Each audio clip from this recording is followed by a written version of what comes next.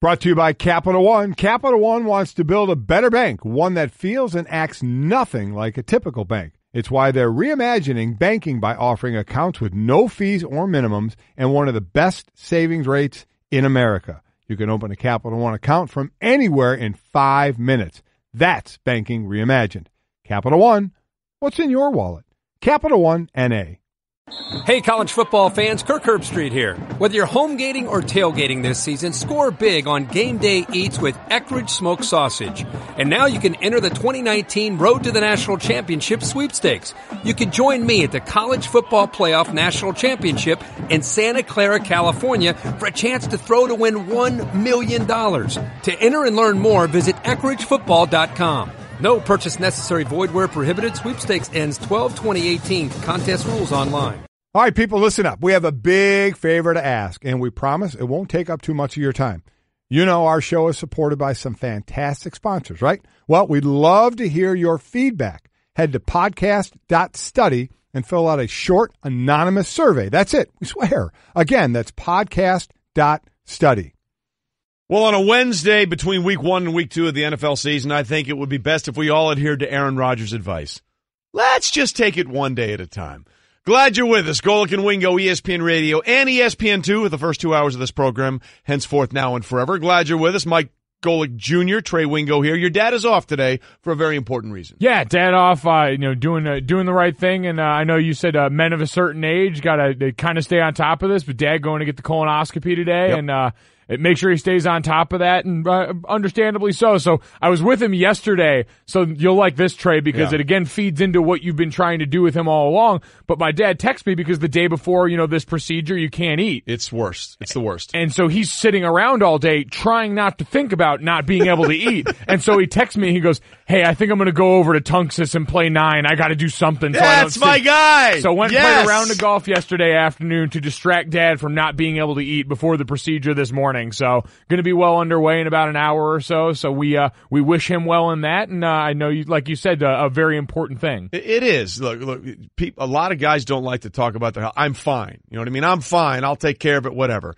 This is a simple thing that should be done by the time you have a certain age, and it's a very simple procedure, and you know what? It could literally save your life. So we're glad Mike is doing that. By the way, just in a general theoretical sense, how hard is it for a Golic to go an entire day not thinking about food? That seems to be like the most incongruous thing, the name Golic and not food. I'll put it this way to you, Trey. So yesterday, Joe Thomas was kind enough to send us all that Mission Barbecue. Not so kind for your dad. Not so kind for dad, but as it pertains to not being able to avoid food, this morning we had a little bit of leftovers. I went back into the fridge in the green room here at 5 a.m., pulled out the tray of pudding that was left over, set it outside, and Devin and I here on the show have been walking by with our own. I have my spoon right here. Yeah. My spoon is As right you can here. see on ESPN2, Junior spoon. And every time I've walked by, I have spooned a spoonful of pudding since 5 a.m. this morning. So that is what you're dealing with in the Golic household. Serial pudding eaters. By the way, I'm very glad you explained that was in the fridge, because when I came in this morning, when I left yesterday, a little after 10, that pudding was in the exact same spot. Yeah. And then I came back in today and I'm like, oh, sweet Jesus, tell me that pudding wasn't there all night. I'm much more comfortable seeing that pudding now, knowing that it was actually refrigerated for a while. Not funky pudding, fresh pudding. That would have been funky fresh. Just so bad. That would have been so horrendous if we had left that pudding out the entire day. So again, thanks to Joe Thomas for doing that. And we got another surprise coming next week from Joe. So I'm really looking forward to that. We've got some surprises for you today. We're going to challenge the establishment here at ESPN. ESPN every week does the NFL power rankings, and they do it in a different way in which I would do it. So we're going to do our own little version of the power rankings. We're going to do your version of the power rankings that we are very excited about. We are, because we're going to do it in a different way. I don't want to get into too much of it right now, but let's just say the official ESPN.com power rankings, based on a plethora of piñatas and all the people that do it and go through all this stuff, they factor in things that I think should not be factored in. So I'm taking those things out of the equation and simplifying it. Their list is under protest, and you're here to set us straight. I'm just saying I have some questions about the mathematics and the procedures in which they actually make the power rankings, because let's be honest, they change every week, right? The power rankings change every week. Yeah. So it should be on what happened that week. Not on anything else. Not on where you think they may be. Not on what you thought they might be, but what actually happened. And that's the parameters we're going to use. We'll get into all of that a little bit later. I know people are very excited about that. Plus, Aaron Rodgers. Excited. Aaron Rodgers speaks, ladies and gentlemen. Aaron Rodgers has said words. We'll get into all of that, but first, we start with what's trending, and basically what happened last night is what's happened all season in baseball. Chris Sale came back, pitched a scoreless inning in his first start since going on the DL, and the Red Sox won. Yay, verily, thus becoming the first team in the majors this season to clinch a playoff spot. Third straight postseason, matching the Boston Red Sox squads from 2003 to 2005 and 2007 to 2009 because, well, they're the Red Sox, and it's been a pretty good run since the 2000s. By clinching a postseason berth after their 145th game, they tied for the sixth earliest team by any team since 1996 per the Elias Sports Bureau. So this, not surprising, this has been the foregone conclusion. It was just waiting for what number we could tag it with. This race was long over, really going back to the beginning of August. You remember when we got to that point and it was Aaron Judge going on to the DL for what we thought was going to be that 3-week stretch. Little longer than that, but we said in that time period, Yankees had the easiest, softest schedule at that point, which began with a series against the Red Sox, where they were promptly dismissed. The Red Sox cemented their lead in the AL East, and on we went. You know what? The most interesting thing I find about this is that 3 straight years ties the record for the longest stretch of consecutive postseason runs by the Red Sox. That just seems infinitely small if you think about how long the Red Sox have been around. And I get it. You know, for years they were always in the relationship with the Yankees. The Yankees were the hammer and the Red Sox were the nail. But it just sounds weird to say, hey, for the third straight year, thus tying a franchise record, we've made it in the postseason. That sounds really, really small, does it not? It does, but then you remember the Yankees and you remember 27 banners don't happen without part of that process being in there. So zero-sum game, as we often say in the world of Major League sports. And again, I say this, I hope that Boston area sports fans, 20 years and younger or 25 years and younger, have some sort of appreciation for what they're going through. Because no Boston sports fans have ever been through this kind of successful run, ever, outside of the Celtics and 13 championships or something like that. Oh, yeah. Do it all you want, man. Perspective matters, okay? Where's that kid with the sign? You remember the parade so sign? Unbelievable. Kid? He's like, I'm 10 and I've been to 8 championship parades. I wonder what that kid's doing now, though. He's got to be in high school at this point. We need to find that kid. There are generations of fans who've been like, we've looked for one our entire lives, and now it just continues a cavalcade of success for all the Boston sports teams. So again, I hope you appreciate what's going on because it'll probably never happen again. And the Red Sox clinching a playoff spot is what everybody's talking about. Brought to you by Lowe's. Pros in the nose start with Lowe's. Go to lowesforpros.com for details. We continue what's trending with something that actually has never trended before. So sort of a discombobulated what's trending here because it's never happened before. Colorado's Rockies shortstop Trevor Story added another chapter in his outstanding 2018 season with his first inning RBI double off Zach Greinke of the Arizona Diamondbacks. Why is that significant? It was Story's 40th double and 100th RBI of the season, making him the first primary position shortstop to reach 40 doubles, 30 home runs, and 25 stolen bases in a season. So this is what baseball, I think, does better than any other sport, Without which question. is find an arbitrary stat to distinguish you from the rest of the crowd. Now, don't get me wrong. There's an impressive nature to all of those accomplishments and bundling them all into one player. But how did we land on those specific markers as the thing that we were going to keep track of? The people at Elias Sports Bureau, whatever they're getting paid, it's not nearly enough to keep track of all of that and figure out this guy was the first. Well, not only that, because there are so many games in baseball and there's so many different parameters, right? That's what makes it really interesting. I remember it was in the early 2000s, and the Braves had just done something like they were the first team ever with this number of this and that number of that, and it was some specific parameters just like this. And I was playing in a charity golf tournament with these guys that all said they were Braves fans, and I said, "Well, you probably guys are really happy that this year's Braves are the first team to ever do blah blah blah blah blah."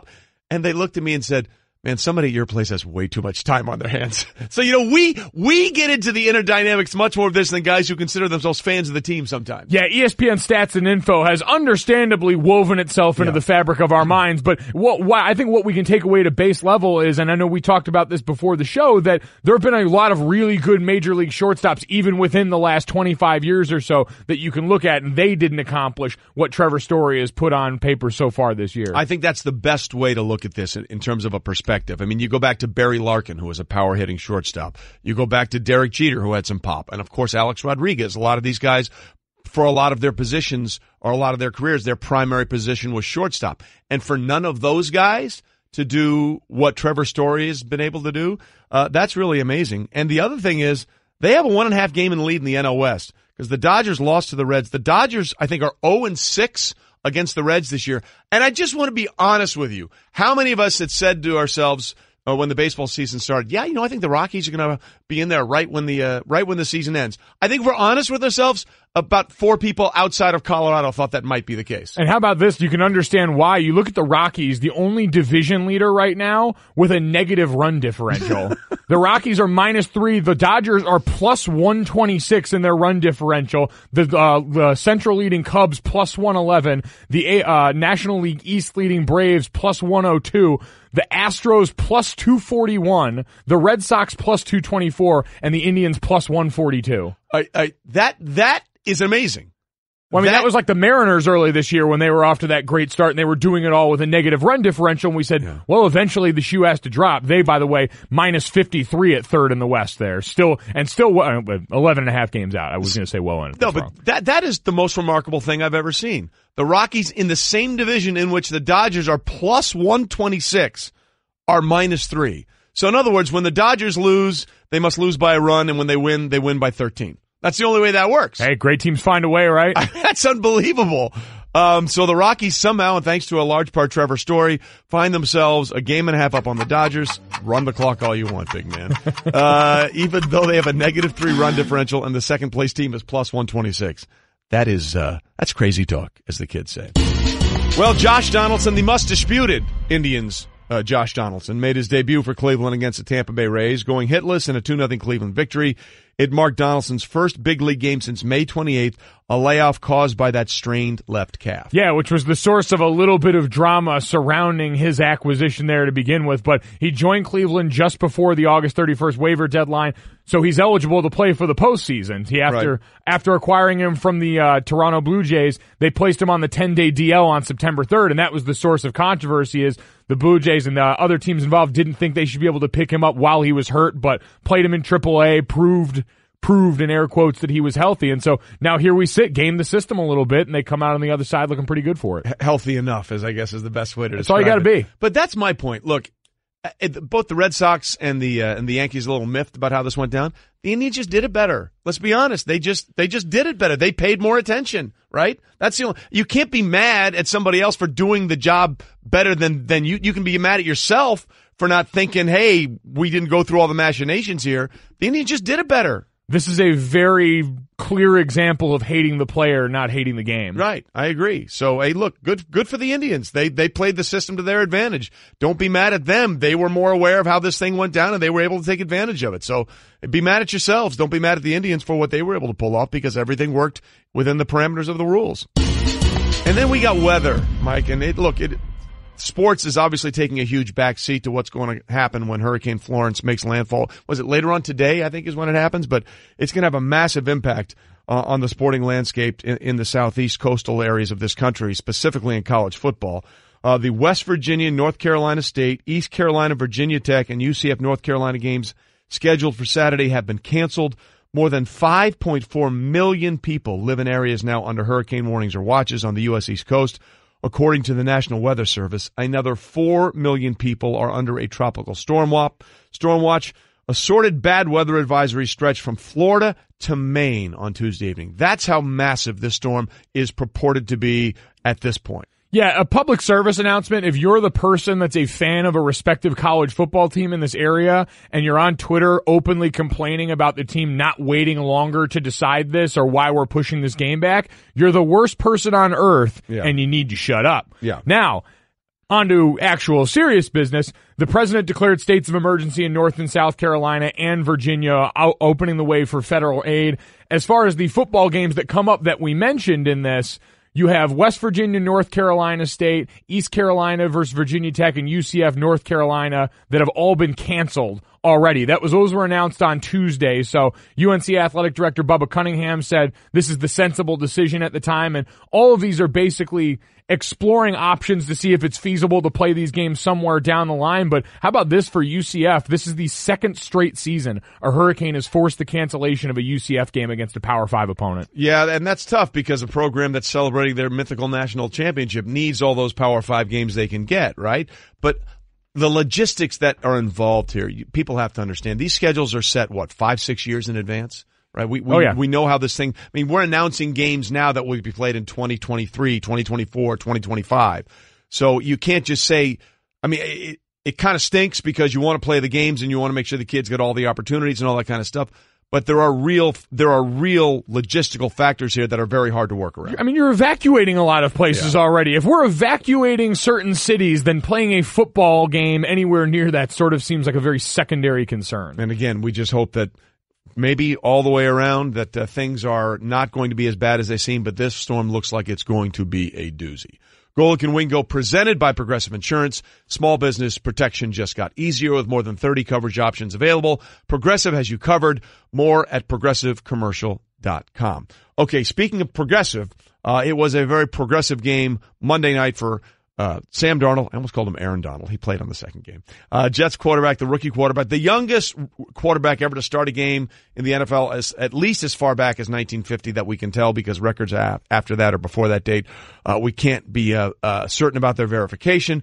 But it was a pretty impressive win. It was an all-around impressive win for the Jets on the road against the Detroit Lions. And Jets head coach Todd Bowles made his appearance on the Michael Kay Show on 98.7 ESPN Radio New York and said, he was pretty happy with the way things went with his rookie quarterback. I actually started laughing because I said, well, that was interesting. I said, well, at least he's got the jitters out the way. At least it happened in the first quarter, not the fourth quarter. And then I said, okay, now you can settle down and play. That's him talking about the first pick six that Sam Darnold threw. I don't know if anything makes me happier than Todd Bowles' joy, because this guy wears the same face mask throughout every range of emotions on the field. But to hear him even kind of understanding, all right, that play aside, what they've got in the quarterback spot right now is pretty cool. It is. And the funny thing about Todd is, you're right. He always sounds the same, whether he's very happy or very sad. To sort of get an actual chortle out of him sounded pretty good. That's probably the moment where he realized, because I said in all this, it'd be understandable for Todd Bowles to be more excited than anyone else because this kid has the potential to save his job. Like, Todd Bowles has been, I think, unfairly in the last few years on the hot seat with a team that has been an absolute mash unit of a roster, and now he finally seems to have some direction. He deserves to be happy. Well, the funny thing about that is, remember last year everyone said the Jets are going to be the worst team ever, and they ended up having a better record than the Giants.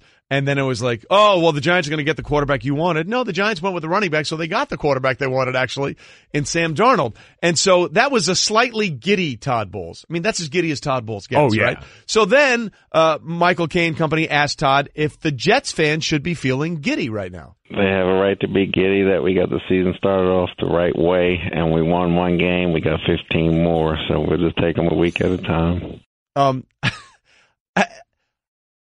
I think that the word giddy and Jets might be the two words that are never in a sentence together, right? That never really happens. Outside of the last AFC Championship appearance in 2010, there hasn't been a lot to feel good about, let alone giddy about. I texted a bunch of my friends that are Jets fans after that first Sam Darnold throw, and they said, well, what else is new? That they were already done after the first pass. Now, obviously it turned around. So let me just say this to all Jet fans out there.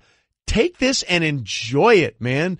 Don't listen to anybody else who says, well, it's just 1 week. I get all that, though all that stuff is true, but you have had nothing but misery since the 2010 season. The butt fumble is the biggest moment in Jets franchise history since the AFC Championship game. It's the one thing everybody still talks about. you should be as happy as you can be about a week 1 win. But you know the nature of Jets fans, right? The minute this even hints at turning south, they will also turn. Like, this is a fan base that fluctuates in wild swings, and it's understandably so. So I think the most interesting thing in this is, in the interest of what you talked about before and looking what we got out of the Jets, can we decide how good we really think they're going to be? Because this wasn't a team that was just their rookie quarterback going out and playing well. It was a defense that seemed to get production out of all these first-round picks that they had put into it.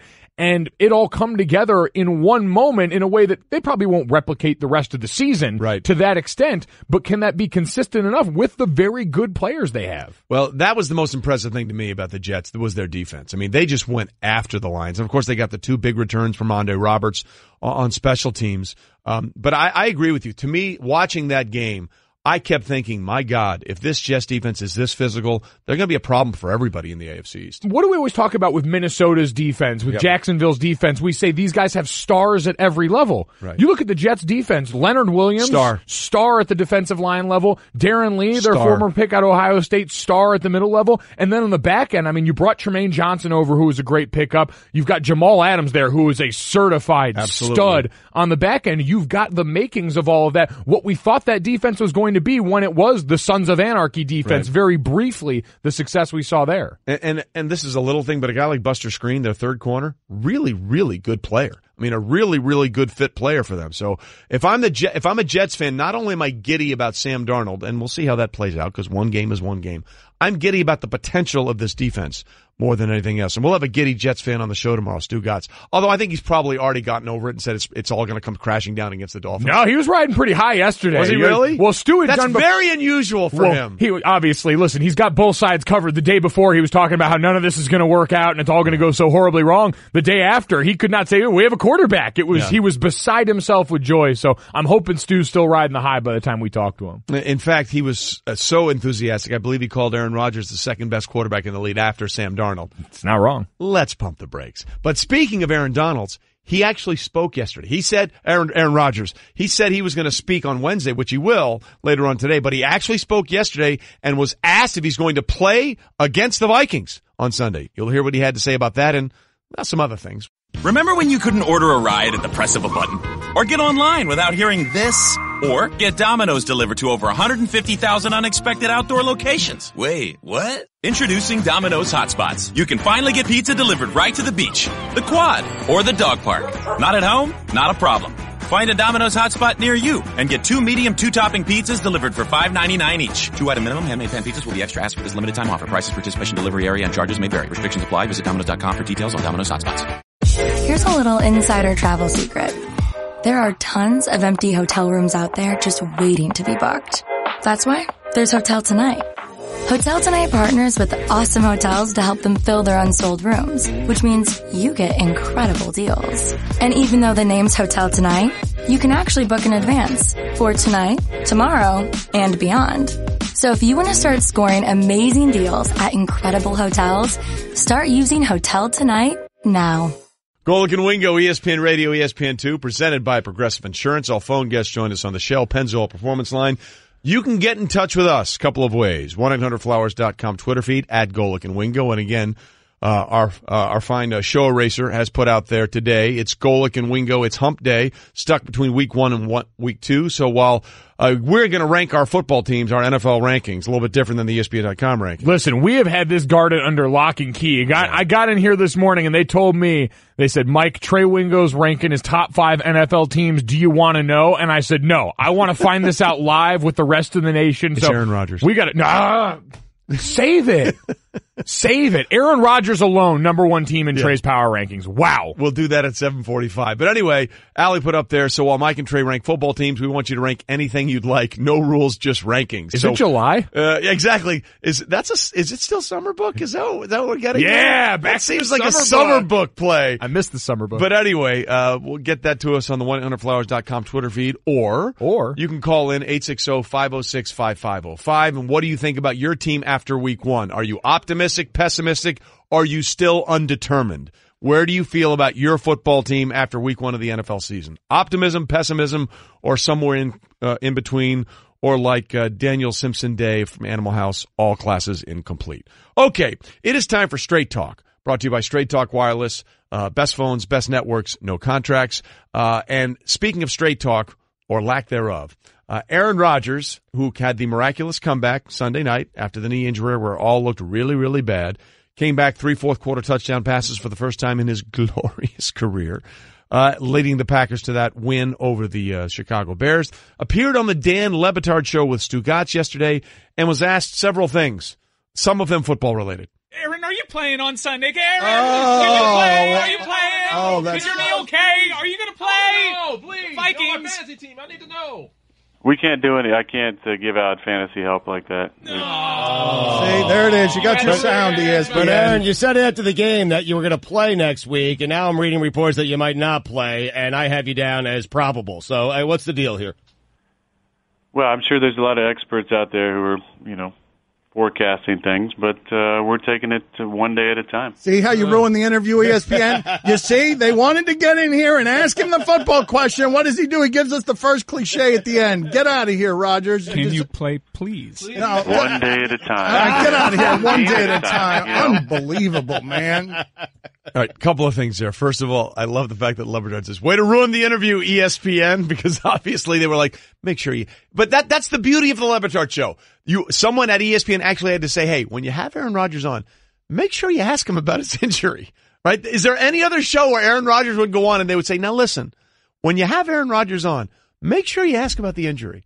Got to get the sound, right? We needed that sound to play on this show today. Chuck Salatoro making it happen for us. Chuck, appreciate it. I'm not sure there's any other platform on ESPN, whether it's radio, digital, television, whatever, where they would say, now listen, when Aaron Rodgers is on your show, please make sure you ask him about the injury. Because that's the beauty of the Le Batard Show. That's the beauty of what they do. It is, but it's also the funny part in distinguishing what we've seen from athletes, because you have to ask that question because, it's the journalistic rule, whatever, and all that, but you also have plenty of times, I should say, when athletes have wrongly given out a lot of medical information or divulged things in that instance, and so you're never quite sure. But with a guy like Aaron Rodgers, who's very guarded to begin with and who's always going to do that, you saw him opening up in that interview about his trip to go visit the Dalai Lama and all of these kind of, which makes him fascinating. Well, he's an infinitely fascinating guy, but then you get to this and he understands how to play the game that all of these quarterbacks do, which is guarding information about something like his knee, which becomes interesting because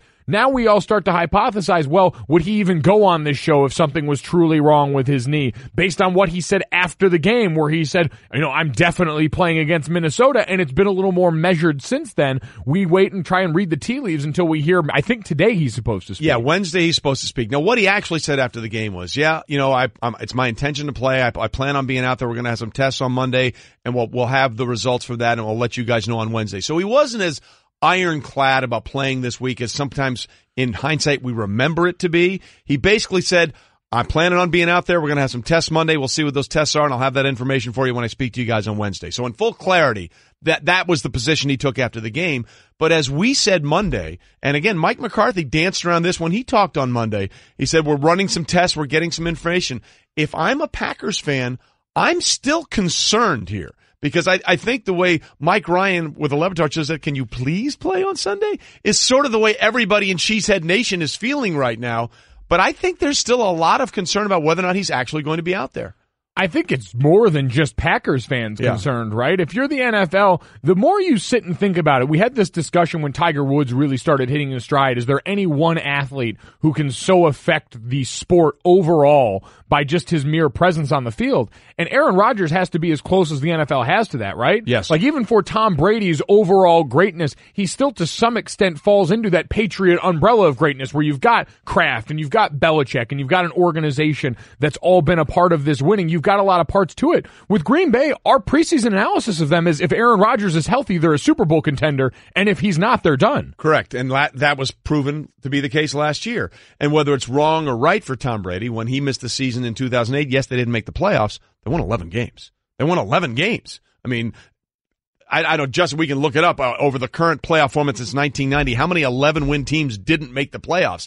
I have to believe they might be the only one in that instance. In fact, I'm pretty sure they were the only ones. Not taking anything away from Brady, but it just speaks to the dynamic of how much is expected of this team with Aaron Rodgers as opposed to what they would be without him. Yeah, without Tom Brady, most people would surmise that Bill Belichick and the Patriots, with the rest of the talent, with a guy like Gronk on the roster, with some of the players they've had over the years, could still be a team like that, could still be a playoff team with the right quarterback. But Tom Brady is their Super Bowl difference. You don't get to the otherworldly place they've been without him.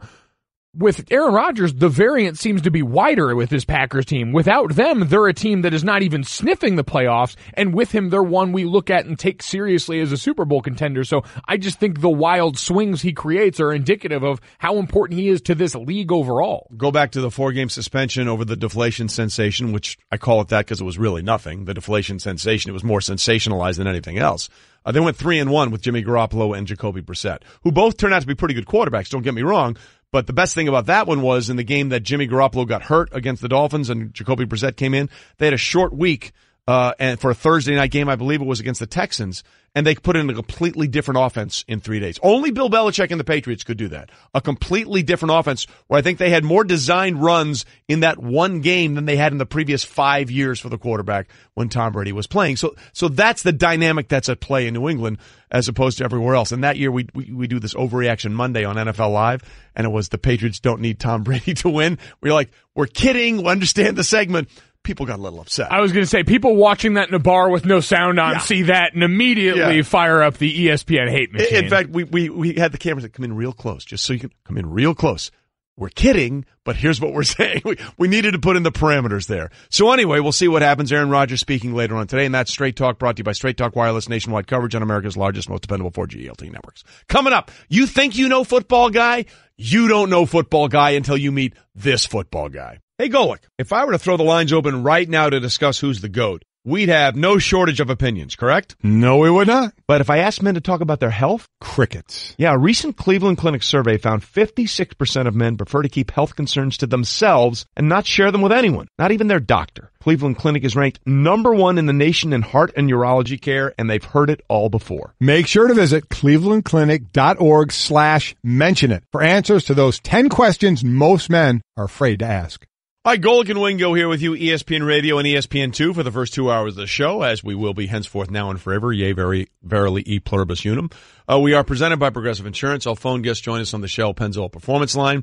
And, you know, football season brings about not only the wonderful sweet nectar of the game, like that we love so much, but it's the intensity. Have you seen that, by the way, the high school football coach in Georgia that gives his offensive linemen maple syrup shots for every pancake block? Yeah. I mean, that's football guy, right? That's football guy. Yeah, it's also terrifying. Like, it's Georgia, it's hot, it's humid down there. Maple syrup while at athletic competition, I got acid reflux. That's not going to end well for anyone. Sugar high, just to keep your energy up during a game. That is too quick energy. Yes. Quick energy right there. Not exactly the electrolytes you get from sports drinks, but still it might have some benefits. Close enough. So you would say that dude is football guy, right? Oh, yeah, he's right up there. He's not even close to actual football guy. And ladies and gentlemen, I think we can retire the crown for who is actual football guy. Actual football guy is Pittsburgh Panthers tight ends coach Tim Salem. Why is he active and all-time forever, henceforth the king of football guy? Because, Mike, he takes losses harder than anybody I've ever seen. So Pitt got boat raced by Penn State. They lost 51-6 this last weekend. And so he was answering some questions in an interview, and the question posed to him was, when a team loses a game like you lost Saturday, what does it do to a coach's workload the following week? And this is his response. I haven't slept since the game, if that's what you're asking. Really. I've been in this building since 7 a.m. on Sunday. I haven't left. I worked yesterday in this building for like 18 hours, and I sleep here. That's just the way it is. I think sometimes when you play a game and you lose a game, a little bit of you's died. You do somewhat die when you lose a game. You never recover from that. You just have to turn the page and buckle up for the next game. It's a new game. You sit around nowadays and wait and sulk and complain for 48 hours. We just lost 48 hours of preparation for that next game. We play 12 one-game seasons because every week is a season by itself. You have to prepare like that. This guy is locked in. Locked in. He said if we had one Saturday night, he said, I'd still be here. When I go home late night, it's, honey, can you change the light bulb? Can you move this out of the garage? No, I don't want to change no light bulbs. I'm not moving nothing in the garage, so I don't want to go home. I don't have to do that stuff. The honey-do list is gone because I'm not there. This is my sanctuary right here. You've got to try it. It'll work. Sweet Jesus, this guy. Sweet Sweet Jesus. He turned it into an advice column at the end, too. He's like, you guys want to get out of all the rest of this stuff, having to do things? No. So just live in your office. Just so you know, football guy was born on October 1st, 1961. His hometown is Minneapolis, Minnesota. His alma mater, Arizona State, baby. Like our Herm Edwards would be proud of this guy. 1985, Forks Up. Before he became ultimate football guy at Pitt, when he was the tight end coach there, he was at Illinois as a special teams coordinator. He was at UCF before that for a lot of years. Offensive coordinator and quarterbacks coach, Eastern Michigan, yada, yada, yada. But let me ask you this. By the way, he also lives on flat, caffeinated beverages, flat soda. Basically, he drinks a ton of flat soda. Flat soda? Mountain Dew. Oh, man, this guy's a full-on savage. He's killing and eating his own food in that office. Yeah. Is there anybody that you can think of that is more full-on football guy than Tim Salem at this point? Bob Wiley. Well, yes, although Bob Wiley, hold on a minute now. Drives a Maserati. Bob Wiley, by the way, is the offensive coordinator for the Cleveland Browns, who became an instant star on Hard Knocks. Offensive line coach, isn't what I said? Yep. Yeah. Who has a belly that moves when like a bowl full of jelly every time he says hut. And then he tried to teach offensive line play to the Cleveland Browns guys in camp by using animals, and talked about history, and the greatest Bob Wiley line of all time is history. It's like he hates stretching. He said we won 2 world wars without stretching. Not sure what that means going forward, but he was there. Yeah. Bob Wiley was there until Tim Salem just trumped him as all football guy. I mean, Tim Salem does it all, too. He spent more than 3 decades in college coaching. He is not only served as an offensive tight ends coach here, offensive coordinator at 4 different schools, coached 4 different positions on that side of the ball. Listen, I'm sure he's happy at Pitt right now, and Pat Narduzzi is an awesome coach. But you mentioned Herm Edwards out at his alma mater at Arizona State. Yeah. If Herm's looking for an offensive coordinator anytime soon, and I'm not campaigning for anyone's hiring or firing, but man, Herm and this guy together, bunkered down in the building, killing and eating their own food inside of it, lighting fires in there to stay warm, probably not using bathrooms. I bet they got a hell of a pee jug in this tight end coach's office right now. There's no chance he's using an actual bathroom, right? Yeah, fueled by a steady diet of carbonation-free, ice-cold chartreuse soda. A lot of pee. Salem has spent the last few days in his office grinding nonstop. So my question to Tim, and I mean this, and we need to get him on the show, right? We need to get Tim Salem on the show. Stanzik, don't we need to get Tim Salem on the show at this point? Oh, yeah. I want him to coach my life. We know where to find him. Want me to call the office now? I was about to say, we can call the office. He doesn't pick up. We know this whole thing is a lie. We know this whole thing is a lie. Well, no, I mean, he could not be picking up because he's busy grinding, all right? Yeah. It's hard to hold the clicker and get to the next play with the mouse at the same time. Well, I'm glad you brought up the clicker because people don't understand what a lifetime commitment it is to coach. We had Eric Mangini, former Jets and Browns head coach, and done a lot of things. Was a defensive coordinator for the San Francisco 49ers. But before he did that, he worked here with us at ESPN. And he was trying to explain how he's trying to wean himself off from coaching.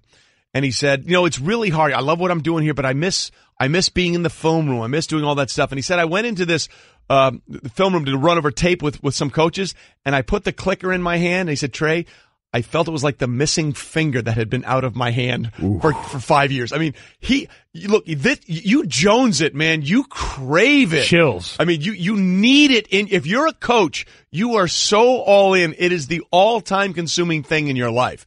So Eric Mangini, when he said that to me, I'm like, dude, that's a sickness as much as it is anything else. They're a different breed. They are absolutely a different breed. They are a different brand of people. Now that we've gotten far enough along with this, we can all admit that he's probably playing golf during middle most of these days, right? Didn't want to do the honey-do list, figured football season's a good excuse. Like, it's okay. We got to the end of the segment. Everyone else is clear right now.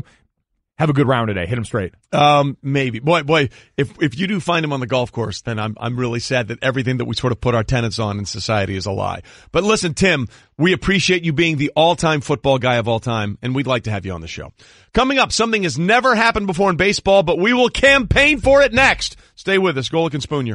When it comes to hiring, you don't have time to waste. You need help getting to your short list of qualified candidates fast. That's why you need Indeed.com. Post a job in minutes, set up screener questions, then zero in on qualified candidates using an intuitive online dashboard. And when you need to hire fast, accelerate your results with sponsored jobs. New users can try for free at Indeed.com/podcast. That's Indeed.com/podcast. Terms, conditions, and quality standards apply. Brought to you by Capital One. Capital One wants to build a better bank, one that feels and acts nothing like a typical bank. It's why they're reimagining banking by offering accounts with no fees or minimums and one of the best savings rates in America. You can open a Capital One account from anywhere in 5 minutes. That's banking reimagined. Capital One, what's in your wallet? Capital One, N.A. Great news. There's a quick way you can save money. Switch to Geico. Geico could help you get great coverage at a great price. And it only takes 15 minutes to see if you could save 15% or more on car insurance. Go to geico.com today and see how much you could save. All right, people, listen up. We have a big favor to ask, and we promise it won't take up too much of your time. You know our show is supported by some fantastic sponsors, right? Well, we'd love to hear your feedback. Head to podcast.study and fill out a short, anonymous survey. That's it. We swear. Again, that's podcast.study. A very happy birthday to 2 Chainz today. Wow. 41. Really? Had no clue. 41? 41. That shatters all myths if you think about it. It's amazing. Just got married at the Versace mansion. Have a year. That Chainz. was the people that showed up to that wedding and what they were wearing. A lot of controversy about all of that. Just a touch. Just a little bit. Glad you're with us on a Wednesday morning. Golic and Wingo, ESPN Radio and ESPN 2. We are presented by Progressive Insurance. All phone guests join us on the Shell Pennzoil Performance Line. We will have Kirk Herbstreit joining us in about a half an hour, talk about college football and what's going on there. Plus, speaking of college football, Jimbo Fisher, Texas A&M head coach, talking about what was a wild Saturday at College Station in that game against Clemson and the latest evaluation of his program, which is another interesting dynamic. He'll join us in just about an hour as well. Listen, we got a lot to get to, including a lot of people are making lists, Mike, and you and I seem to have some problem with some of the lists that are out there. So we're going to try and rework some of those lists for people to give them an alternate perspective. We're list fixers. We make lists, and we're like Santa. We check them twice. Well, we check them twice, and we make sure that they're right. That's the way we're going to be going about this. Naughty and nice out in this thing. That's exactly right. Yeah. Because I'm sure somebody is already running a Christmas ad already because it is September 12th. So, I mean, you get past the line of demarcation and get ready. The pumpkin spice lattes came in July. Oh, man. And I'm sure we're getting some ho-ho-hos in just a little bit. And by ho-ho-hos, I mean... Stay Wingo. Or, do I mean... We don't know which one is which. Yeah, no, I make a mean Santa Claus. Now, I was back in the day when I was wearing a little more of my meat flak jacket, but for right now, skinny Santa, I'm off-season Santa Claus right now. But you do have the greatest old man chortle of all time. It is absolutely amazing. We'll get into all of that, but first let's start, as we always do, with what's trending. And this sums up the season for Mets starter Jacob deGrom. Gave up 2 runs to the lowly Marlins in a 5-3 loss, which during this otherworldly 2018 season almost feels like a bad outing, despite the fact that the Mets ace set a major league single-season record for allowing 3 runs or fewer in 26 straight starts, according to the Elias Sports Bureau. So in this outing, the Mets had just 5 hits. One of them was deGrom. How about this? deGrom, 5 for his last 8 behind the plate. Unbelievable. Unreal, and home runs by Michael Conforto. So deGrom's record below 500. Otherwise, sparkling. Now, we've looked at the resume here, and we found out this is interesting because they on here it says otherwise sparkling resume for his consideration. His 1.71 ERA through 29 starts. But I believe we found out that's the only category he leads the majors in right now. That is true, which I thought was unusual. Here's the deal. He's first in ERA. He's 4th in strikeouts and 4th in WHIP. But what we are trying to do, the fewest wins ever to win a Cy Young was 13 twice. Felix Hernandez and Fernando Valenzuela. My question is, are we going to have a guy with potentially a losing record win the Cy Young? Because to me, there's no doubt he's the best pitcher in baseball with that ERA. And again, 26 straight starts, a major league record, 3 earned runs or fewer, 26 straight starts.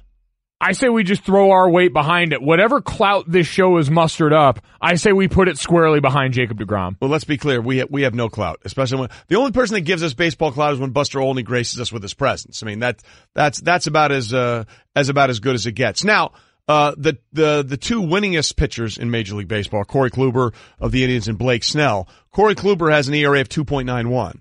Blake Snell has an ERA of 2.06. So Jacob deGrom's ERA is well below each one of those 2 guys who have they have the most wins in Major League Baseball.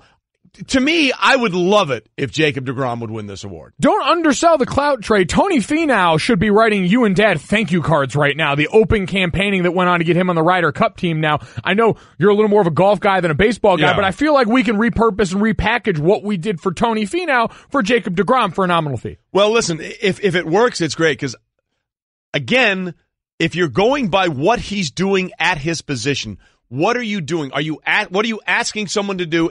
Be the best at what you are. And I'm sorry, as a pitcher, your job is to make sure you give up the fewest runs. That's it, right? Because you can't control the offense. You can't control what comes in when you leave the game and what happens after that. As a pitcher, all you can do is control how many runs am I going to give up for my team. And he's the best at that by a long shot. It's not his fault that the team stinks and they can't find a way to win when he has sparkling things all the way around him.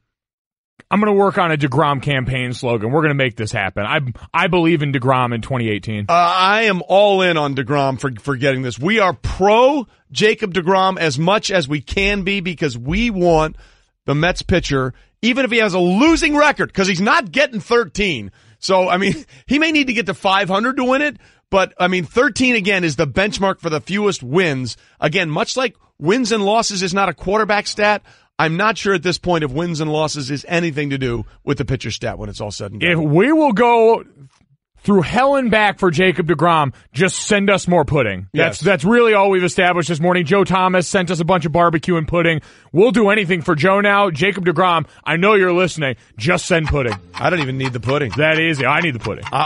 This isn't about you. It's about me and the pudding. I'll take like an egg sandwich. The pudding is fine for you. I'll take an egg sandwich. But anything, we are squarely now behind Jacob deGrom winning the NL Cy Young. We are all about it. Well, the Panthers won a game Sunday against the Dallas Cowboys 16-8, but suffered potentially a huge loss in doing so. Panthers tight end Greg Olsen fractured the foot that he fractured last season. Now, they plan to rest him a few weeks. They're going to basically evaluate him monthly. But, he was asked before the game how the foot feels, and he said, actually, the foot feels fine. It's the best it's felt in a long time. And then early in that contest, you saw him limp off the field. He was on the sidelines with a boot and crutches. And you just feel horrible for a guy who has put in so much over the years and to have that foot injury end his season last year, and now it looks like it's putting this season in jeopardy again. It's a real problem. He released a long statement on Twitter, and in that he said, with that being said, we are optimistic this is not how my 2018 season will end, but it's always interesting when guys get to this point in their career, and it's interesting we keep bringing up Joe Thomas, who had that consecutive streak of snaps, ultimately ended by an injury, and then after that was when he decided that his career was over. Looking at this realistically, Greg Olsen was a guy that flirted with the booth this offseason, and what does everyone say? Once you've thought about retiring, you're basically retired. So you wonder now if the injury compounds some of those feelings for a guy that's got an unbelievably stellar resume in his career, has accomplished so much there in Carolina. Is this what pushes him over the edge? You hope not, because we love seeing him out there, and he's a huge part of this Panther offense. He's only 33. He turned 33 in March. He'll be 34 going into next season. But just show you how unusual this is, he only played 14 games his rookie year. Then he strung together 9 straight seasons of 16 games played. So he had been literally one of the most durable and reliable players out there. And now potentially to have 2 back-to-back seasons derailed by the same injury. And people, in football we always talk about a knee injury or a shoulder injury or obviously head injuries. A foot injury has derailed more careers than anybody else. Because let's be honest, that's the foundation of everything. Every play that you play in football, your entire body weight comes down on that on both of your feet. If you can't have that support literally from the ground up, there's no way you can play the game. We really hope we see Greg Olsen back out on the field for the rest of this year. Obviously for the Panthers, sense what he opens up in that offense in the middle of the field, but just for all of us, one of the better guys in sports, one of the guys you always point to, Walter Payton Man of the Year caliber guy, and certainly wish him well here. Listen, the guy who is really well spoken and articulate about things away from the field and really Cam's safety blanket. And let's be honest, for a guy like Cam who has struggled in third down completions in his career, he's the perfect guy to have to make sure that things go where they're supposed to go. So we're hoping all the best. Again, Adam Schefter says They're hoping that they won't need surgery until after the season. It'll be reevaluated on a month-to-month basis, and we'll see what happens going forward. We are certainly hoping the best for Carolina Panthers tight end Greg Olsen. And then weather, Mike, is going to have a massive impact on what will or will not be played in college football this weekend. Hurricane Florence approaching the Carolinas, West Virginia, NC State, East Carolina, Virginia Tech, UCF, North Carolina games scheduled for Saturday have been canceled. Not postponed, canceled. Because more than 5.4 million people live in areas now under hurricane watches or warnings on the U.S. coast. That according to the National Weather Service. NC State and West Virginia officials are going to try and reschedule the game. If not, NC State's going to look for a replacement game to fill out its home schedule. East Carolina decided not to travel to Blacksburg for Saturday's game, citing immediate safety concerns before, during, and after. They said they hope the game could be rescheduled for later this season. And UCF and North Carolina are looking at the feasibility of rescheduling for this season, but that remains highly unlikely. So does the prospect of replacing North Carolina with another team on the schedule. So this is the difficult part in the aftermath, and you separate it from what's going to go on there in real life for everybody. But for these teams that are figuring out a college football season, it's trying to make ends meet for athletic departments that have a lot of money tied up in certain games like this. It's trying to figure it out. Unfortunately, these are teams that have dealt with these problems before. This is the second season in a row that UCF has had a game against a Power 5 opponent canceled because of a hurricane. Yeah, and look, for a team that needs those Power 5 conferences to validate the rest of their schedule, that is a devastating blow, even though they won a mythical national championship last year with that happening. Hey, banners to prove it, man. Hey, we are the pettiest show in America, so we are all in on UCF claiming that and waving that banner loudly and proudly. All right, Golic and Wingo here with you. ESPN Radio, ESPN2. You can get in touch with us, 860-506-5505. Where do you feel about your football team after week 1 heading into week 2 of the NFL season? Optimistic, pessimistic, or to be determined? We will take any and all answers along those lines because everybody does it, Mike. Whether we want to admit it or not, everybody decides to make lists, whether it's how they feel about certain players, how they feel about certain teams, how they feel about certain coaches. List making is become a huge part of who we are as a sports society. There's no way around it. And the players are not above it as well. Xavier Rhodes, the fine cornerback for the Minnesota Vikings, recently in the Players Tribune ranked the top 7 players in his division, the NFC North. I find 2 things about that fascinating. One, why stick to just the NFC North, right? Why not open it up to the entire league or at least the entire conference? I find that interesting. And why 7? Yeah, that was what 7 seems an odd number. I mean, literally, it is an odd number, but I mean, it seems like a strange either starting or stopping point. I can go for a top 5, a top 10. 7 seemed a little weird, right? 7 was a strange number to land on, but it's what he decided. It's what he felt in his heart. It's what he put on paper for the Tribune. So it's an interesting list, too. We want to go through it here? Let's go through it. At number 7 is Golden Tate, wide receiver, Showtime Tate, for the Detroit Lions. That's okay. I have no problem with that, right? Golden Tate, one of the few guys I've ever seen play backyard football on a college football and NFL stage. He's Correct. Unbelievable. Number 6 is Minnesota Vikings teammate defensive lineman Everson Griffin. My introduction to the NFL, I went to see a Vikings game in Minnesota and saw Everson Griffin run down on a kickoff and send somebody, launch them 10 yards in the other direction. And that was when I realized me and pro football probably weren't going to get along. Probably not a good combination. Now, was Griffin or was it Daniil Hunter last year on Thanksgiving who pulled up his T-shirt and said, "I just had a baby, what should we name it?" Was it Griffin or Daniil Hunter? I think that was Griffin. I think it was Griffin. Yeah. I'm pretty sure it was Griffin. And he had the greatest soundbite of all time last year with R. Josina Anderson after the Minneapolis Miracle. I was happy, then I was sad, then I was happy again. It was like, wow. And you read the description in here, Everson is nonstop. So he's number 6 on the list. Number 5, Jordan Howard, the running back for the Bears, one of their two-headed monster there with Tariq Cohen, but a little more of the thunder to Tariq's lightning. And then Xavier Rhodes puts himself at number 4. As one should. By the way, kudos to not putting yourself number 1 because a lot of athletes like to do that. Clearly it starts with me and ends with me. Some sense of reality. Still here. on the list, though. On the list. Number 3, another teammate of his, Harrison Smith, the safety for the Vikings out of Notre Dame. Yeah, we need to stop giving him all the white safety euphemisms. This guy's a freak athlete. He's not just a nose for the football, first in, last out. But he did have a nose for the football in that interception with Jimmy. No, Garoppolo. yeah, he definitely does. Definitely does have that. Number 2, he had Matthew Stafford, the quarterback for the Detroit Lions, who, by the way, did not play well Monday night, 4 interceptions. The thing about Stafford, though, he's as tough as they come, man. He took a bunch of shots that might have ended a lot of players' games, and he stayed in there Monday night. Speaking of tough guys taking big shots. Number one on his list, Aaron Rodgers, quarterback for the Green Bay Packers. Noticeably, and maybe because he hadn't played, I hadn't read the Players Tribune article yet completely. Maybe because he hadn't played a game in the division yet, he didn't rank his own $84 million quarterback, Kirk Cousins. That has something to do with it. He mentions Kirk Cousins at the bottom because not on this list is also Stephon Diggs, who is their, big paid wide receiver on the team, and mentions at the bottom, him having to thumb wrestle Kirk Cousins to be one of the leaders on this offense going forward. So acknowledge the both of them, but Kirk's a newcomer in this league, and so they're one game into this his time in this division. Got to earn your keep. He said, "You know what? We'll find out. We'll see how he plays out in this division." So with that in mind, we're going to make the switch. Making the switch brought to you by Pennzoil Synthetics, taking synthetic motor oil performance to a whole new level. Make the switch to Pennzoil Synthetics today. So that was Xavier Rhodes' top 7 players in the NFC North. You, Mike Golic Jr., or Spoonier, as you're known today, thanks, Jerry, are going to make your own list of the top 7 players in the NFC North. Are you ready? Yes. Here we go. All right. Number 7.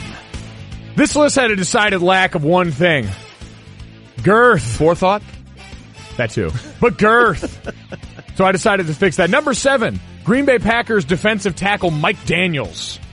2017 Pro Bowler, juggernaut in the middle of the field for them, known anime and Dragon Ball Z fan. This guy is the total package. I like that, and plus, he's football guy, too. I mean, he's all about it. He is all about it. I like that. That's a good call by you. Interior linemen are the currency of the modern NFL. So we've got Mike Daniels, number 7. Number 6. Again, in keeping with our theme of added girth, go Chicago Bears offensive lineman Kyle Long. All right. One of the singularly most talented offensive guards I've ever seen. Has every physical tool you could look for. He's a 3-time Pro Bowler, was a second-team All-Pro a couple of years ago. You combine that with Harry Hiestand this season, their offensive line coach. I'm telling you, we're looking at what could and should be Kyle Long's best year as a Bear.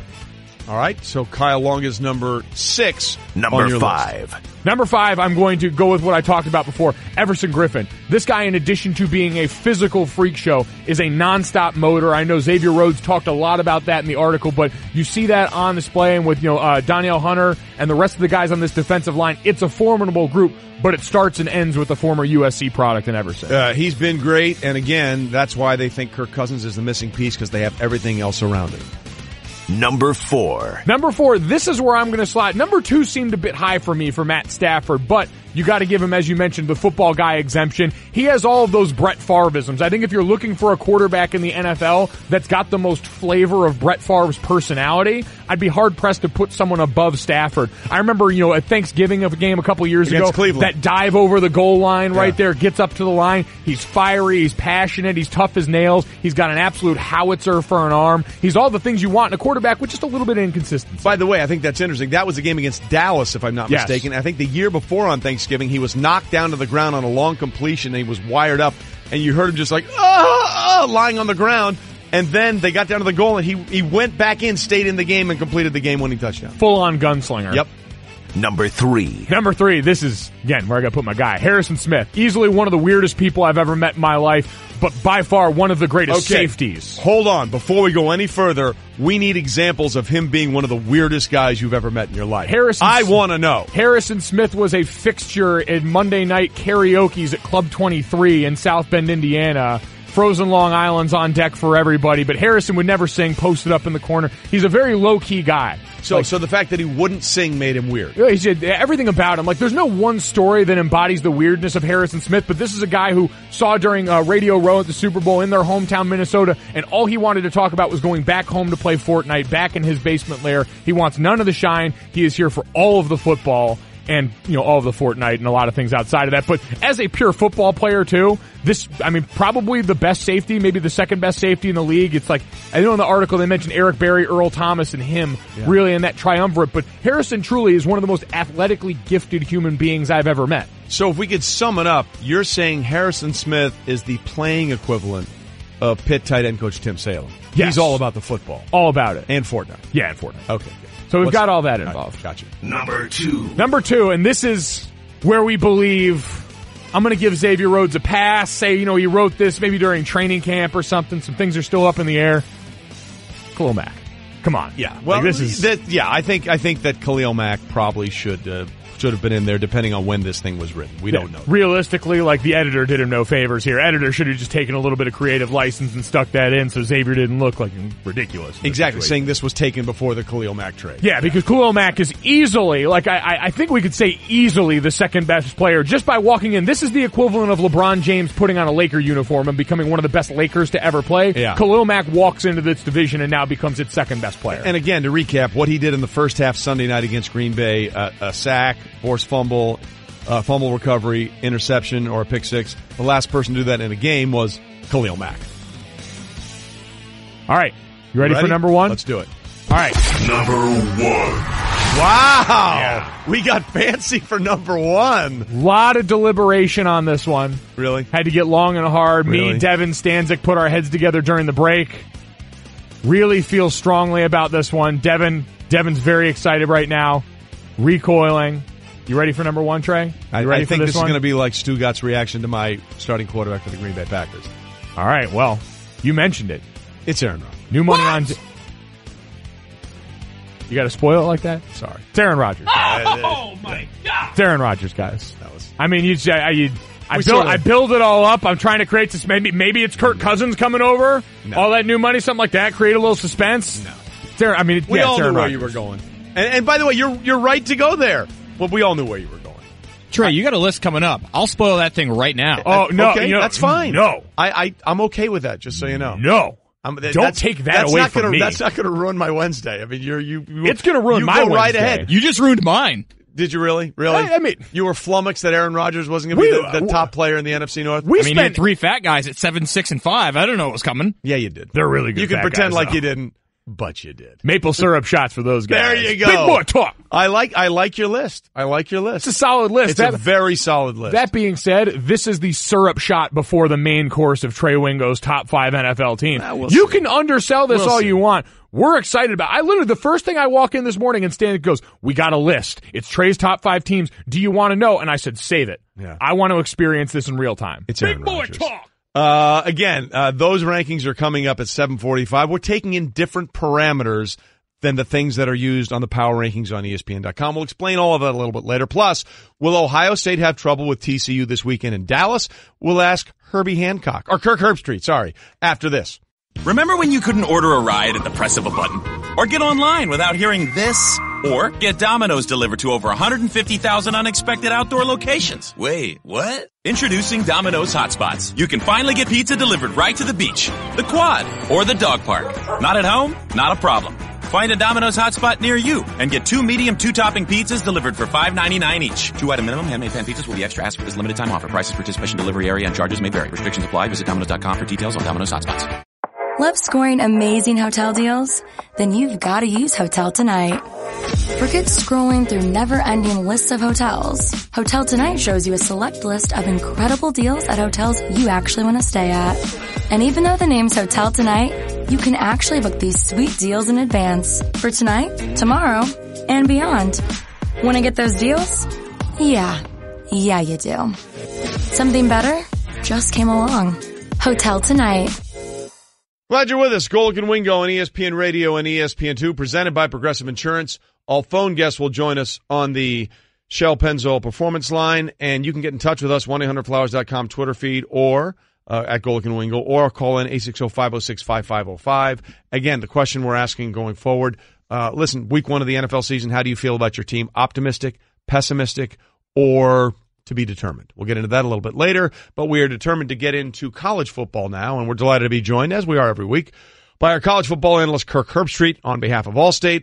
Allstate knows that football season is mayhem. That's why they're reminding fans that if mayhem can show up on game day, imagine what can happen for the rest of the week, so better get protected with Allstate.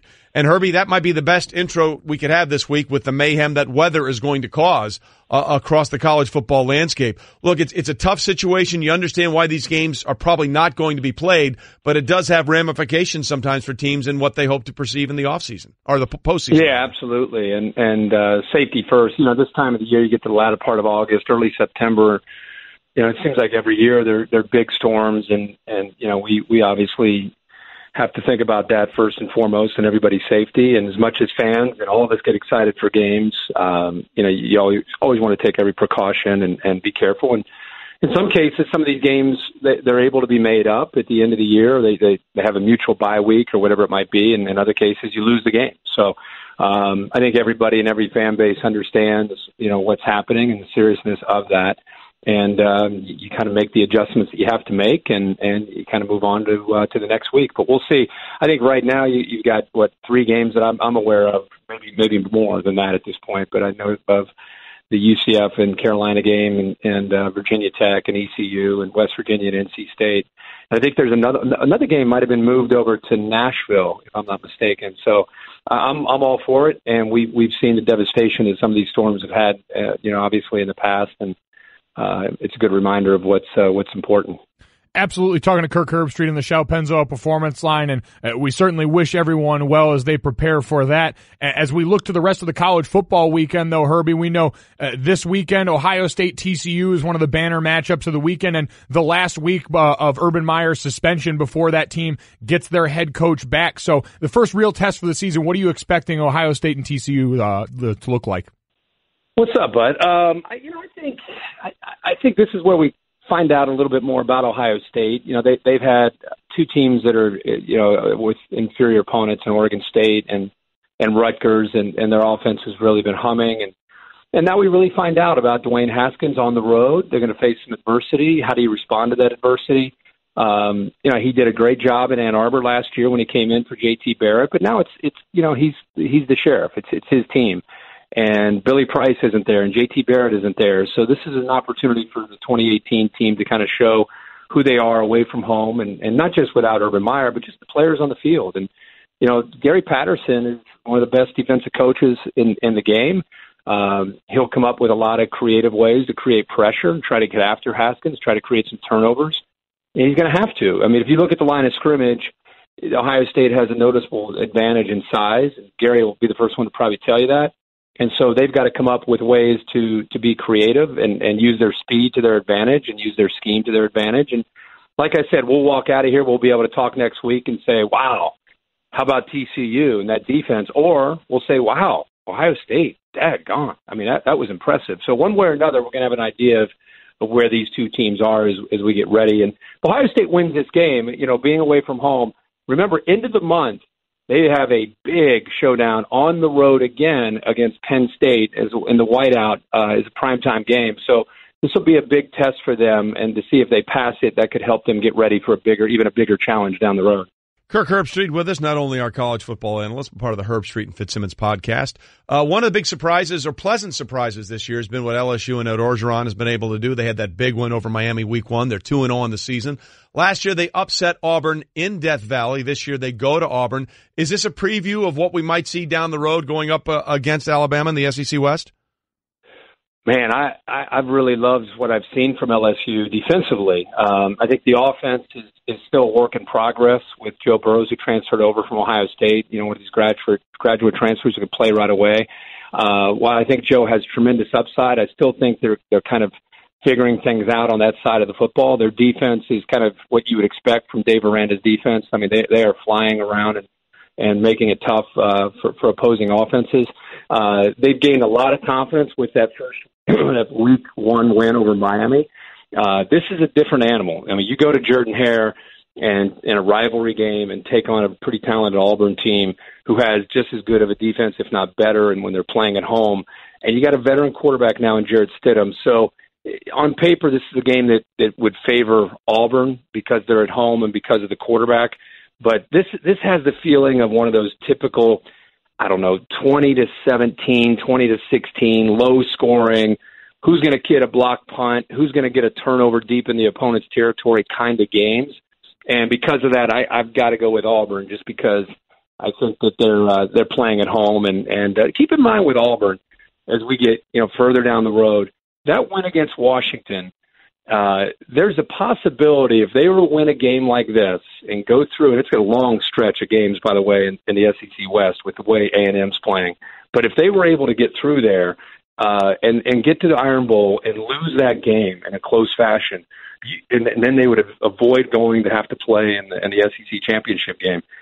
Auburn would be that team, much like Alabama a year ago, who could avoid a trip to Atlanta and still make it in as one of the top 4 teams because of that win against Washington. So I'm not trying to get ahead of myself. I'm just saying there's a lot at stake for Auburn, and they can't afford any other losses potentially until they get to, of course, Alabama, where you throw out the records in that rivalry game. But Alabama clearly the team to beat in the whole country at this point. Yep, a lot at stake early on in this college football season for sure. Kirk Herbstreit with us on the Shell Pennzoil Performance Line here at Golic and Wingo. All right, Herbie, we've got a couple of the matchups we talked about. Only 3 ranked versus ranked matchups this weekend. So in your mind, is there any team on upset alert already for you? Man, I thought it leads me perfectly into your alma mater. I think they better be careful with Vandy. I know that sounds crazy to say that sentence, but Vandy has a veteran team. Vandy is going to be a team that Brian Kelly, no matter what he says to his team, they'll probably have a tough time getting sky high emotionally for. Vandy is not going to be intimidated by playing in South Bend. They play in the SEC, and they play in big stadiums all the time. I'm not saying that, hey, look out, Vandy's going to blow Notre Dame out. I'm just saying the Vandy defense alone will be very, very competitive against Brandon Wimbush and Notre Dame. They've got NFL players on that defense, especially in the secondary, and that's a game that Notre Dame has to be careful with and not look by and look to some of the bigger names on their schedule. So we'll see the mental toughness and the maturity of Notre Dame this week and see what kind of energy they play with. I've been blown away by their energy in their first couple games, their home crowd. I mean, it's been awesome. So if it's that kind of thing and the players are feeling that and feeding off of that, maybe they'll be okay. But I'm just telling you, don't be surprised if this is a one-possession game in the second half. Vandy's not a bad team this year at all. So that would be one for sure that stands out. Thanks for feeding into all my fears, Herbie. I was a part of enough of those games myself. Appreciate that. And the other one that I think has major ramifications. Last year in 2017, all we heard about was UCF, and they celebrated a national championship. And of course, the rest of the world didn't really know that they won a national championship, but they wanted to be in the mix, and it was a group of 5 team. So of course this year, who's the group of 5? And UCF thinks it's them. And I remember late last year, I called the Vegas game, the Vegas bowl game, and Boise was playing Oregon, and they had a very talented team, and they lost a couple of those guys to the NFL. And about 19 starters returned. And I remember saying, looking at their schedule for 18 during that bowl game, here's a team to be aware of because they get a potential marquee win because they play a Power 5 and Oklahoma State in Stillwater next year. If they can win that game and run the table, now that's a different story than UCF, who didn't necessarily have a big non-conference win. Well, here we are this week. Boise State travels to Stillwater. Oklahoma State, top 25 team, 2-0. Boise State's going in there. That's a game that if Boise State wins, they don't just win the game. All of a sudden, they start to become the new team that people are going to be talking about. And if they keep going and keep looking good, I mean, they're scoring. I think they had 800 yards of offense last week. But if they win this week and keep kind of growing off of that, look out for Boise State to become that team that everybody's going to be talking about, deserves some discussion potentially in the playoff talk. All right, Herbie, thanks. We'll talk to you next week. All right, fellas, take care. Hey, Golic, if I were to throw the lines open right now to discuss who's the GOAT, we'd have no shortage of opinions, correct? No, we would not. But if I asked men to talk about their health? Crickets. Yeah, a recent Cleveland Clinic survey found 56% of men prefer to keep health concerns to themselves and not share them with anyone, not even their doctor. Cleveland Clinic is ranked #1 in the nation in heart and urology care, and they've heard it all before. Make sure to visit clevelandclinic.org/mention it for answers to those 10 questions most men are afraid to ask. We've hit a dangerous portion of the morning. We have? The pudding sweats have set in. Oh, good. I'm glad you have your own it is chair. the opposite of good. Yeah? It is pudding sweaty. SportsCenter brought to you by DraftKings. This weekend, DraftKings has over $2 million in total prizes. Get the app or go to DraftKings.com and use code GOLIC to enter a contest for free this weekend with your first deposit. Minimum $5 deposits required. Eligibility restrictions apply. See DraftKings.com for details. All right, Golic and Wingo here, presented by Progressive Insurance. And look, every week during the football season and sometimes during the offseason, ESPN.com puts out their power rankings of the top teams in the NFL. They rank them 1 through 32. And whenever I put the list out there on Twitter, I usually put it with a caveat like, here's the power rankings, have at it, Jackals. Here's the power rankings. Sharpen your talons. Oh, yeah. Here's the power rankings. Go feel free to pick at the carcass because people are just livid and outraged. How dare you rank my team lower or higher than this said team when it's all said and done? And what I find interesting about the ESPN.com, it's a panel of 70 people here at ESPN. Oh, wow. That do this. They do projections for their lists. Like when they do their list, they put in where they think teams will be, right? Absolutely. I have a problem with that. Oh, really? Because to me, if you're doing a list ranked week to week, it can only be about that week. So I have parameters in my own list that I do. Because a football season is like a river. It changes constantly. And what you were last year doesn't mean squat because it's a completely different year. So I have 3 parameters for my list. If you're going to be on my list of the top 5, number 1. So this is the pre-list. I want winners. I want people that want to win. You can't have lost and be one of the top teams in the list. For example, the Steelers are 8th on the ESPN.com power ranking, and they spit the bit with a 14-point lead in Cleveland against a team that hasn't won since 1943. They didn't lose, though. But they didn't win. Okay? Trey, real quick. Yeah. Point of clarification. I want winners. Yes. In week 2, let's say a team's 1-1. Can they be in your top 5, or do they have to win in week 2? It depends on how they play. The whole thing is based on how you play each week. But for week 1, they have to have won. So week 1, you got all winners. You week have 2, to win. Okay. You have to win. Want winners. Bill Parcells said it best. You are what your record says you are. So this is not going to be a ranking of where I think these teams are going to be, because that's irrelevant. We'll find that out when we get around to that to the end of the regular season. This is simply a list of who played best week 1. Are we ready? I don't know. Yeah, I want to be ready, but number 5. Is anyone else nervous? Number 5 on this list. The New York Jets. Whoa! Hold on a minute. Hold on a minute. You got offensive scoring. You got defensive scoring. You got special teams scoring. You scored the final 31 points of the game on the road against a team that had tied you with a rookie quarterback. That is an impressive win. There's no way around it. The first throw of this guy's career was a pick 6. A pick 6. He comes back, settles the ship, leads them to 31 unanswered, including the defense and special teams. Just for some context, the ESPN.com power rankings have the Jets at 26. Yeah. You have to win. They won very impressively. That's a 21 spot jump. The Jets are number 5. Wow. By the way, just a little side note, I have a list of Trey's list that I believe that I concocted from his perspective. We're going to unseal it after and find out how many I got right. That was confusing. You guessed at Trey's list. Yes. Okay. Number 4. Number 4. I'm nervous. The Philadelphia Eagles. Whoa.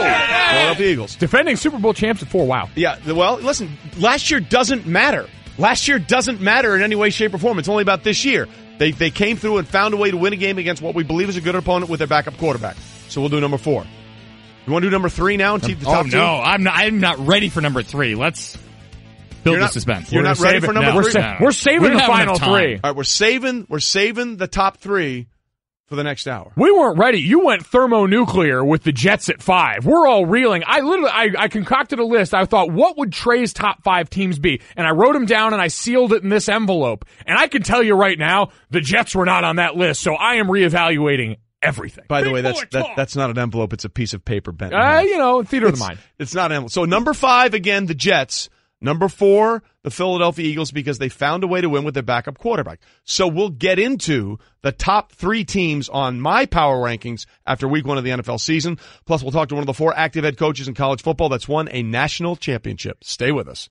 When it comes to hiring, you don't have time to waste. You need help getting to your short list of qualified candidates fast. That's why you need Indeed.com. Post a job in minutes, set up screener questions, then zero in on qualified